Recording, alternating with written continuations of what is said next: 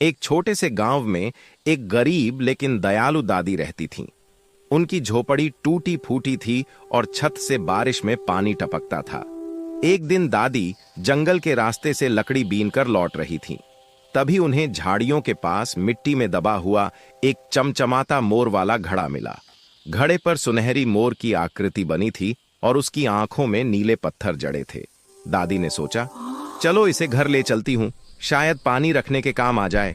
दादी घड़ा अपनी झोपड़ी में ले आईं और कच्ची दीवार के पास रख दिया। जैसे ही दादी ने घड़े में पानी डालने के लिए उसे सीधा किया, अचानक घड़े से रंग बिरंगी रोशनी निकलने लगी। फिर क्या था, घड़े से चमचमाते सोने के सिक्के बाहर गिरने लगे। दादी हैरान, सिक्के रुक ही नहीं रहे थे। दादी ने जल्दी से एक पुराना बोरा उठाया और सिक्के भरने लगी। थोड़ी ही देर में बोरा भर गया। अगले दिन दादी उन पैसों से गांव के टूटे हुए कुएं की मरम्मत करवा देती हैं।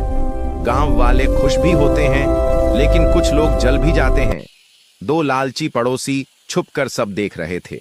वे बोले, जरूर इस बूढ़ी औरत को कोई जादुई चीज मिली है। दादी ने अपने लिए एक छोटा सा पक्का घर भी बनवा लिया, लेकिन वे खुद सादा जीवन ही जीती रही।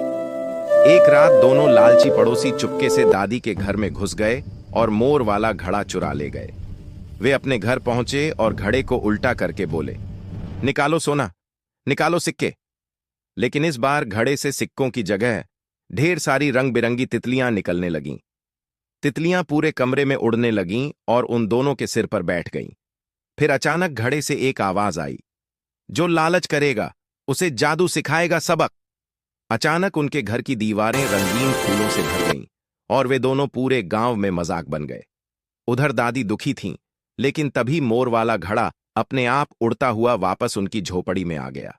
दादी मुस्कुराईं और बोलीं, जादू हमेशा नेक दिल के पास ही रहता है। इसके बाद दादी रोज घड़े से निकले पैसों से गरीब बच्चों की पढ़ाई करवाने और गांव में फिर कभी कोई लालच नहीं करता था। अरे मेरे प्यारे बच्चों, अगर दादी की ये जादुई कहानी सुनकर आपके चेहरे पर मुस्कान आई हो तो जरा सा प्यार दिखा दो, लाइक कर दो।